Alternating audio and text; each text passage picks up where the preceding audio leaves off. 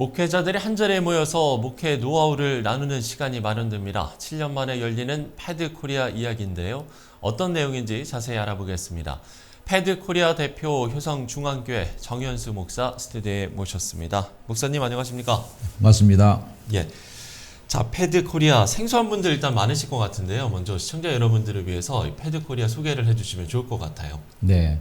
패드는 몰라도 아마 TED, 테드는 알고 계신 분이 많을 겁니다. 예, 그렇죠.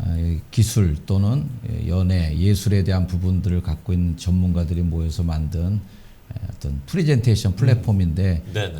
우리 한국 교회도 목사님들과 교회를 향해서도 이런 동일한 프로그램이 있으면 좋겠다는 생각에서 만들게 되었습니다. 자, 올해 7년 만에 다시 열리는 건데 이렇게 오랜 시간이 걸린 건 뭐 코로나 영향도 있었나요? 어떻습니까? 다 코로나 핑계를 돌리긴 합니다만 코로나 3년 그 전에도 못했던 기간이 있기 때문에 그렇죠. 뭐 저의 게으름 정도로 이렇게 여겨주시길 바랍니다. 예. 패드 코리아 분명히 이름의 자리를 마련하시게 된 이유가 있으셨을 것 같습니다. 패드 코리아의 필요성 또 창립의 계기라고 해야 될까요? 제가 목회 세미나를 가끔 가보면 네. 뭐 강의실에서 배우는 세미나도 굉장히 소중하지만 진짜 배움은 사실 숙소에서 뭐 선배나 후배 같이 이렇게 두런두런 앉아서 뭐 수다 또는 그런 이야기들 통해서 오히려 더 많이 배우게 되더라고요. 네. 아, 이런 좀 수다의 장, 이런 대화의 장이 있으면 좋겠다라는 생각에서 예. 제가 페이스북에 목사님들의 그 비밀 그룹 공간을 하나 만들었습니다. 책에 안 나오는 목회 매뉴얼. 책에 안 나오는 목회 네. 매뉴얼. 그래서 강의실이 아닌 우리 현장에서 또는 사석에서 나누는 대화의 장이 필요하다고 해서 모임이 만들어졌는데 지금 한 3,000명 정도 회원이 구성이 돼 있는데 늘 온라인에서만 만나다 보니까 네. 야, 우리 한번 오프라인에서도 한번 만나면 어떨까?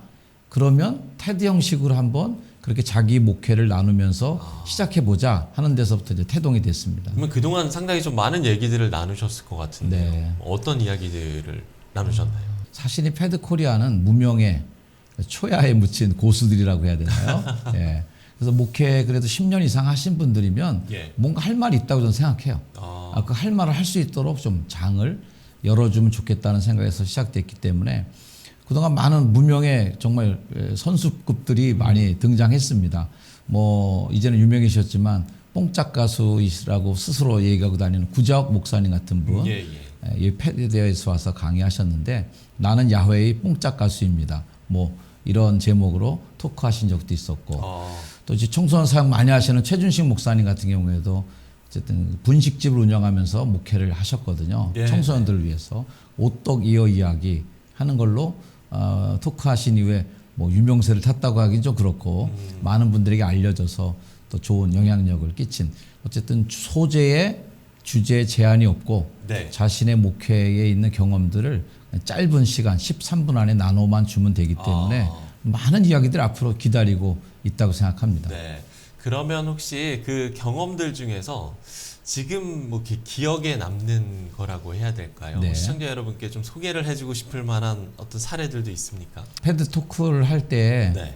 작은 교회 이야기들이 더 감동 줄 때가 많이 있거든요. 그래요? 네. 이번에 토크에 오시는 분 중에도 김포에 있는 작은 교회 아직 전도사님이세요. 게다가 여자분이신데 네. 이분이 떡집을 같이 하면서 떡집과 교회를 결합하는 목회를 하세요. 이런 목회가 사람들에게 또 자극도 줄 수 있고 네. 희망을 줄 수 있는 재미난 그런 토크가 될 수 있고요. 그 전에 구자옥 목사님 나왔을 때 그 이야기도 굉장히 재미있게 제가 들으면서 우리가 다 결과물만 보잖아요. 저 사람 왜 뽕짝 저렇게 부르지? 그리고 오디션 프로그램 나가서도 막 복음성가 부르고 찬송가 부르고 그러면서 사람들한테 어쨌든 경망스럽다. 이렇게 막 좀 매도되는 경우도 없잖아 있었던 분인데 예. 거길 통해서 자기가 왜 시작했나 이 일이 내게 어떤 의미인가를 얘기해 주는데 좀 진한 감동도 있었던 그런 기억도 납니다. 그럼 실제로 같이 참여했던 목회자분들도 뭐 반응들도 궁금한데 다들 이거 좋다 막 이렇게 말씀들 많이 하실 것 같아요. 대부분 세미나들이 네. 긴 강의잖아요. 그쵸. 어떤 분들은 뭐 2박 3일씩 한 주제만 갖고 강의를 깊게 하는 경우도 있지만 이 프로그램은 하루에 16명이 강의를 합니다. 이번에 짧은 시간 안에 계속 이어져 가거든요. 네네. 그러다 보니까 뭐 깊은 얘기를 전달할 수는 없어요. 제가 기대하고 있는 것은 불똥만 튀면 된다. 스파크만 튕기면 그 다음부터 불이 일어나는 건 알아서들 하시는 거죠. 그렇죠, 그렇죠. 네. 그리고 오신 분들 이제 그런 면에서 좋아하시는 거죠. 계속 불똥이 튀니까 예. 하루 종일해도 지겨워하지 않고 또 13분이라는 강의 시간을 주어지니까 뭐 뇌가 쉴 새가 없습니다. 솔직히 오신 분들이 다 그래서 그런 텐션이라고 해야 되나 요즘에 잘 쓰는 말 예. 그런 긴장감을 좋아하시죠. 이제 올해 7년 만에 다시 열리게 되는 건데 어떤 분들이 참여하고 또 뭐 어떤 내용들이 준비되어 있는지 구체적으로 말씀을 해주시면 좋을 것 같아요. 이번에는 이제 평신도 분들도 두 분 참여하시고 한 분은 금융 전문가세요. 그래요? 네, 김남순 소장님이시라고요. 예. 이분은 은행업에서 오래 근무하셨던 분인데 교회 목사님들이나 교회가 사실 경제를 알면 그동안은 믿음이 없는 거였잖아요. 오히려 몰라야 은혜롭게 생각했던 부분인데 이분은 이제 참신하게 오히려 교회가 돈을 알아야 된다. 이렇게 평신도가 또 목사님들에게 할 말이죠. 목사가 그렇게 얘기하면 쉬운 일이 말이 아닐 텐데 예. 어쨌든 교회 집사님이 평신도가 얘기하시니까 그런 거 좋은. 그다음에 소그룹 전문가이신 로이스 조라고 하시는 분이 있는데 이분은 미국에서 이제 잠시 한국에 귀국했다가 이 패드를 만나서 이번에 토크하게 됐는데 그분도 역시 집사님이십니다. 이런 평신도들이 목사님들에게 소그룹을 할 때 이렇게 좀 하세요. 이런 토크도 이번에 준비가 되어 있고요. 2023년 3월 23일 9시 반에 등록 시작하시고 예. 10시에 본 메인 이벤트가 시작됩니다. 많이 좀 와주시면 감사할 것 같아요. 이번에는 패드코리아의 어떤 지향점이라고 할까요? 사실 우리가 목회는 뭐 좋은 콘텐츠, 방법 뭐 이런 게 다가 아니라는 게 가장 좀 어려운 부분이지 않을까라는 생각이 드는 게 다른 교회 이야기를 뭐 우리 교회에도 적용만 해서 되는 거는 아니잖아요. 그런 면에서 패드코리아의 지향점은 무엇인가 이 질문을 드려봐야 될 것 같아요. 저는 이 패드가 이번에 굉장히 큰 행사로 열리고 있지만 정말 궁극적인 목표는 작은 패드입니다. 누구나 쉽게 한 20명, 30명 모여서 그냥 조그만 공간 안에서 카메라 한 대만 놓고 자기 목회 이야기 하고 마지막 목표점은 그 영상물들이 남겨져야 된다는 거죠. 근데 패드는 현장에서 하는 세미나만 중요한 게 아니라 예. 영상물로 남긴다. 그리고 영상물에 대한 저작권을 우리 모두가 다 포기하고 마음껏 공유하고 뿌리게 해주고 그래서 이 영상물들에 담긴 내용들이 많이 전파돼야 되는 건데 예. 그러다 보니 이번 같이 저희 교회에서 하는 이런 패드 같은 크고 좀 뭐 화려하다고 해야 되나 예산도 많이 드는 패드가 필요 없죠. 지역에서 좁은 동네에서 그래서 패드 뭐 춘천이 될 수도 있고 예. 패드 원주가 될 수도 있고 그 동네에 좋은 목사님들이 함께 모여서 자신의 목회 노하우를 누구든지 발표하고 그 영상물이 한 군데로 모여지면 나중에 중국에 가서는 우리 시대에 목회했던 목사님들이 목회했던 웅덩이 많은 물들을 쏟아냈던 그 노력의 물들이 그 웅덩이에 모이면 이후에도 다음 세대에도 그 웅덩이 와서 누군가 물을 찾을 때 적합한 영상을 찾아내고 그 영상의 짧은 인사이트를 통해서 얻어지는 게 있지 않겠나 하는 기대를 하고 있습니다. 그러면 신청을 하고 가야 되는 겁니까? 아니면 뭐 현장에서 신청이 가능한 겁니까? 뭐 현장 신청도 어떻게... 가능하겠지만 네네. 지금 온라인으로만 신청 받고 있어요. 현재 오늘 아침에 제가 신청 접수 보니까 한 150명 이상 오시는 것 같은데 저희 예배당이 더 넓습니다. 더 많이 오셔도 아직 자리가 많이 남아 있습니다. 자, 예배나 모임들이 아직 뭐 100%는 아닙니다만 그래도 이제 코로나 상황을 좀 극복해가는 과정에서 많이 좀 회복이 된 것 같습니다. 어쩌면 그렇기 때문에 지금이 가장 중요한 때가 아닐까라는 생각이 드는데 우리가 공동체성을 회복하기 위해서 필요한 노력들 어떤 게 필요하겠습니까? 사실 정답은 없습니다. 지금 우리가 뭐 전통으로 가야 된다, 뭐 과거로 돌아가야 된다라고 하는 말씀들을 많이 하시지만 정말 우리의 정통, 우리의 과거는 어디입니까? 진짜 과거로 돌아간다면 구약시대 제사장처럼 제사하고에 그게 전통이죠.